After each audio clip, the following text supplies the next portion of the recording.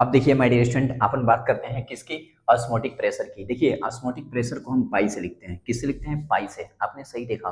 देखिए प्रेशर को हम पी से भी लिखते हैं, लेकिन यहाँ पे ऑस्मोटिक प्रेशर को हम पाई से लिखेंगे। देखिए ध्यान से, पहले हम बात करते हैं ऑस्मोटिक प्रेशर होता क्या है। बहुत बार ये बोर्ड में आता है, हर साल आता है भाई, बोर्ड में आता है, फिर नहीं लिख पाते हैं। रीजन क्या है, इसको ध्यान समझते नहीं है, समझ लेंगे तो लिख लेंगे। देखिए ऑस्मोटिक प्रेशर क्या है, if pressure is applied on a concentrated solution so that osmosis stop.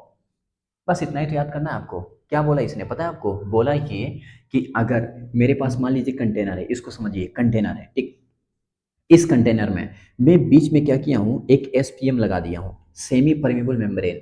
और एसपीएम क्या करता है, it allow only solvent to flow. ये केवल सॉल्वेंट पार्टिकल को फ्लो करने के लिए अलाउ करता है। केवल सॉल्वेंट पार्टिकल ही इसे फ्लो कर पाएंगे।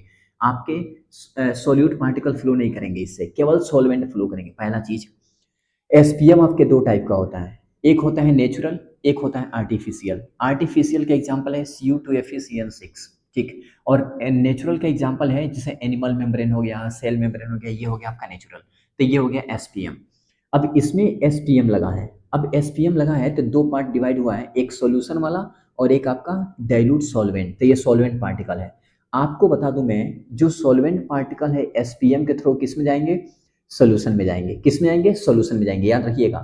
अब होगा क्या कि ये पार्टिकल इसमें जा रहे थे, सॉल्वेंट से सॉल्यूशन की तरफ जा रहे थे, सॉल्वेंट से कंसंट्रेशन सॉल्यूशन की तरफ जा रहे थे, सॉल्वेंट से जा रहे थे, सॉल्वेंट से जा रहे थे।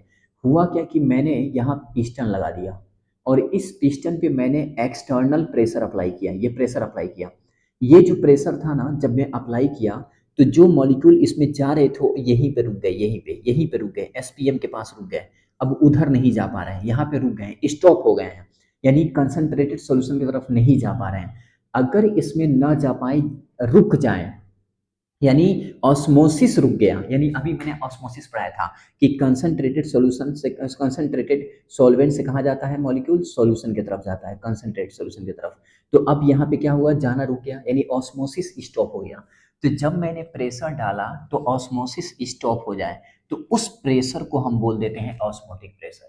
यानी एक ऐसा प्रेशर जिस प्रेशर पे ऑस्मोसिस रुक जाए, जो ऑस्मोसिस प्रोसेस हो रहा है वो प्रोसेस क्या हो जाए, रुक जाए, स्टॉप हो जाए, तो उस प्रेशर को हम बोलते हैं ऑस्मोटिक प्रेशर। वही यहाँ लिखा हूँ, if pressure is applied on a concentrated solution, अगर हम कंसंट्रेटेड सॉल्यूशन में प्रेशर अप्लाई करते हैं सो दैट ऑस्मोसिस स्टॉप, तो इसलिए ऑस्मोसिस क्या होता है, स्टॉप हो जाता है। तो this pressure is called osmotic pressure. तो इस प्रेशर को हम क्या बोलते हैं, ऑस्मोटिक प्रेशर बोलते हैं। कितना अच्छा डेफिनेशन है और कितना अच्छा आप समझ भी गए होंगे। It's very very most important point for you. अब इसको लिखिए, फिर इसके न्यूमेरिकल देखिए कैसे होते हैं। न्यूमेरिकल नहीं, मतलब इसके फार्मूलाज एंड देन न्यूमेरिकल।